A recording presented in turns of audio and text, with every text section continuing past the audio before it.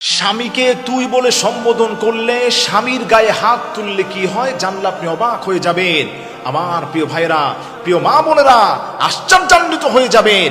আল্লাহর হাবিব কি ধমকের সুরে বলেছেন, কোন নারী যদি তার স্বামীকে তুই বলে সম্বোধন করে, গায়ে হাত তোলে, অপমান করে, আল্লাহর নবী বলেন ওই নারীর জন্য দুনিয়াতে দুইটা মারাত্মক শাস্তির অপেক্ষা করছে। জাহান্নামে তো শাস্তি আছে, এর মধ্যে দুনিয়াতেই দুইটা শাস্তি আল্লাহ রাব্বুল আলামিন তার জন্য রেখে দিয়েছেন। এক নম্বর শাস্তি হচ্ছে যে নারীরা তার স্বামীকে দাম দেয় না, স্বামীকে অপমান করে, তুই তুকারি বলে সম্বোধন করে, গায়ে হাত তুলতে যায়, কোনো সম্মান করে না। আল্লাহর হাবিব বলেন দুনিয়াতে ওই নারীটার এত মারাত্মক রোগ হবে, আল্লাহ রাব্বুল আলামিন দুনিয়াতেই তাকে শাস্তি দিয়ে দিবেন, যেই রোগের কোনো অ্যান্সার সে পাবে না। ধুকে ধুকে কষ্ট করতে করতে সে দুনিয়া থেকে বিদায় নেবে। দুই নম্বর তার যে শাস্তি হবে, এই নারী কোথাও গিয়ে সে শান্তি পাবে না, কোথাও গিয়ে সে সম্মান পাবে না। আল্লাহ পাকের গজব অনবরত ওই নারীর উপর নাজিল হতে থাকবে। প্রিয় মা বোনেরা, আপনাকে আমি বলছি, আপনি একটু মাথার আপনার কমন সেন্স দিয়ে চিন্তা করবেন। আল্লাহ যদি আপনার উপর অসন্তুষ্ট থাকে, আল্লাহ পাক যদি গজব নাজিল করে, আপনার বাঁচার কোনো ওয়ে থাকবে না।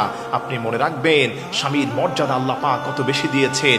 আল্লাহ রাব্বুল আলামিন বলেন এই দুনিয়াতে আমার পরে যদি আমি কাউকে বলতাম সেজদা দেওয়ার জন্যে, তাহলে আমি স্ত্রীদেরকে বলতাম স্বামীর পায়ের কাছে গিয়ে তোমরা পড়ে থাকো।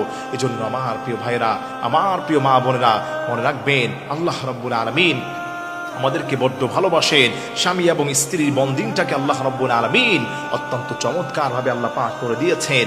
আল্লাহ রাব্বুল আলামিন পবিত্র কোরআনুল কারীমে বলেন হুন্না লিবাসুল লাকুম ওয়া আনতুম লিবাসুল লাহুন্না। স্বামী এবং স্ত্রী হচ্ছে পোশাক স্বরূপ, একে অন্যের পোশাকের মতো। পোশাক যেভাবে আমরা আগলে রাখি, যত্ন করে রাখি, এর চাইতেও বেশি হচ্ছে স্বামী এবং স্ত্রীর মহব্বত। সুবহানাল্লাহ পড়েন। এজন্য মা বোনেরা যারা আছেন, অনেকেই আমাদের কাছে ফোন করেন, হুজুর স্বামী আমাদেরকে দাম দেয় না, স্বামী বলে হুজুর স্ত্রী আমাকে দাম দেয় না। প্রিয় মা বোনেরা যারা আছেন, স্ত্রী স্বামীকে অপমান করবেন না, সম্মান দিয়ে কথা বলবেন, স্বামীর সঙ্গে সৌহার্দ্যপূর্ণ আচরণ করবেন। মনে রাখবেন যেই ঘরে স্বামী এবং স্ত্রীর মহব্বত যত বেশি, ওই ঘরে আল্লাহ পাকের স্পেশাল রহমত এবং সাকিনাও তত বেশি। যেই ঘরে স্বামী এবং স্ত্রীর মধ্যে যত বেশি দূরত্ব, আল্লাহ পাকের রহমতও ওই ঘর থেকে তত দূরে সরে যায়। এজন্য আসেন স্বামী স্ত্রী যারা আছেন, স্ত্রীরা যারা আছেন, স্বামীকে সম্মান করবেন, রেসপন্স করবেন, রেসপেক্ট করবেন। আপনার স্বামী হচ্ছে আপনার কাছে পৃথিবীর সবচাইতে বড় আমানত।